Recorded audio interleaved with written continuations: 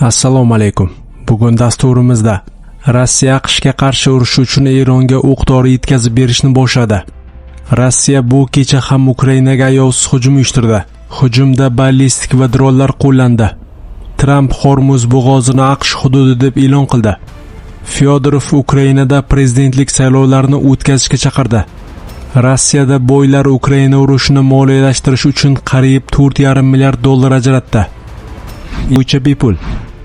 Rossiya AQShga qarshi urush uchun Eronga o'q-dori yetkazib berishni boshladi.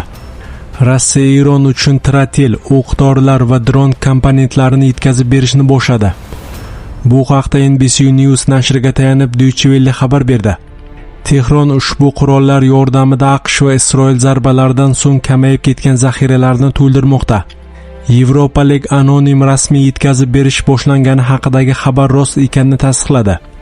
NBC'ning yozishicha, AQSh va Isroil Rossiya hamda Eron portlari o'rtasidagi barcha yuklarni ushlab qola olmaydi.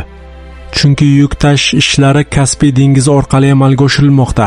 Kaspiy dengizi yopiq suv havzasi bo'lib, u Rossiya, Eron, Qozog'iston, Turkmaniston va Ozarbayjon nazorati ostida.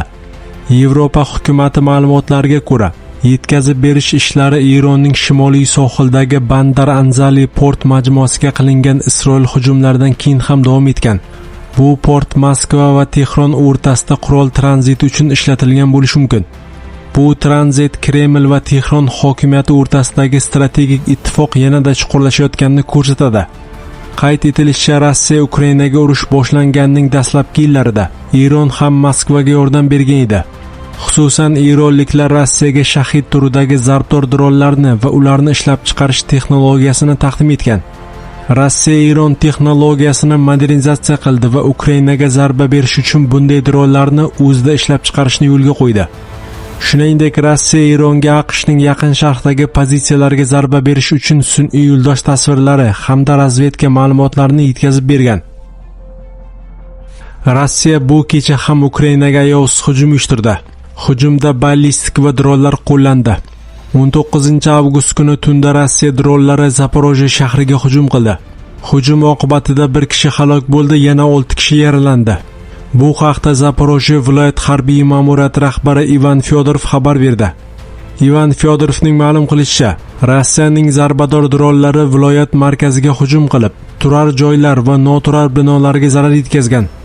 Dronlar zarbasi natijasida yong'inlar kelib chiqqan. Dastlabki ma'lumotlarga ko'ra 6 kishi yaralangan, 1 kishi esa halok bo'lgan. Zaporojye so'nggi kunlarda bir necha bor dronlar hujumiga uchramoqda. 17-avgust kuni ham Rossiya droni shaharga zarba bergan edi. O'shanda bog'dorchilik jamiyatlaridan birida yong'in chiqqan va 2 kishi halok bo'lgandi.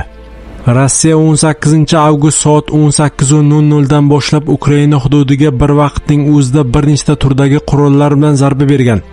Hujumda 2 Iskandar M ballistik raketasi, 65 ta shahid turidagi zarbdor dron, shu jumladan reaktiv versiyalari ham, Geran dronlari va parodiya dron imitatorlari qo'llangan. Hujumlar Kursk, Oryol vaqtincha bosib olingan Donetsk, shuningdek Gvardeyskiy va vaqtincha bosib olingan Qrim tomonidan amalga oshirilgan. Dastlabki ma'lumotlarga ko'ra, soat 8:30 holatida Ukraina havo mudofaasi 56 ta dushman havo nishonini yo'q qilgan yoki zararsizlantirgan. Ular orasida shahid, Geran va boshqa turdagi dronlar bor. Havo kuchlari hujum paytida ham Ukraina osmonida bir nechta dushman droni qolganini ma'lum qilgan. AQSh prezidenti Donald Tramp Hormuz bo'g'ozini AQSh hududi deb e'lon qildi. U 18-avgust kuni o'zining Truth Social sahifasida bo'g'oz xaritasini AQShning yangi hududi degan yozuv bilan joylashtirdi. Tramp Hormuz bo'g'ozini AQSh hududi deb e'lon qilish rejasi haqida 14-avgust kuni aytgan edi. O'shanda Oq uy rahbari bu haqdagi e'lon Eron bilan urush tugagandan keyin bo'lishini qayd etgandi. Ertasi kuni Eron tashqi ishlar vaziri o'rinbosari Kozim G'aribabodiy ushbu suv arteriyasini egallab olib bo'lmasligini ma'lum qildi. Hormuz bo'g'ozini tweet bilan ham, aviatashuvchi bilan ham, farmon yoki saylovoldi nutqi bilan ham egallab bo'lmaydi, dedi u.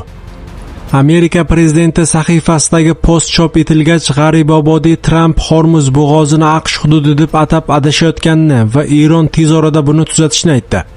Tramp boqiy Fors ko'rfazi nomini to'g'ri yozgani kabi, yaqin orada uning Hormuz bo'g'ozi borasidagi yanglishishi yoki tuzatiladi yoki bu adashgan odamning yanglishlarini o'zimiz tuzatamiz, deb yozdi u X sahifasida. Yaqin Sharqdagi ko'plab mamlakatlarda ko'rfaz Arabiston yoki Arab ko'rfazi deb ataladi. Eron bunday nomlanishlarga qarshi chiqadi. Fors ko'rfazi zamonaviy Eron hududida joylashgan qadimgi Fors davlati sharafiga qo'yilgan an'anaviy geografik nomdir.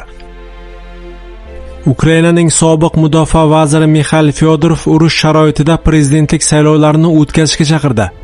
Bu haqda uning video murojaatiga tayanib Meduza xabar berdi. Fyodorov hatto davom etayotgan urush sharoitida ham to'laqonli demokratik jarayonni qayta tiklash imkonini beradigan qonuniy, xavfsiz va real mexanizmni topishga chaqirdi. Agar urush yana 1, 2 yoki 3 yil davom etsa, Rossiya ukrainlarning o'z hukumatini qachon saylashini hal qiladigan kuchga aylanib qolish kerakmi? Menimcha yo'q. Demokratiya Rossiyaga asir bo'lib qolmasligi kerak. Biz aynan erkin Yevropa davlati bo'lib qolishni istaganimiz uchun kurashmoqdamiz, dedi u. Fyodorovning so'zlariga ko'ra, saylov o'tkazish murakkab kechadi.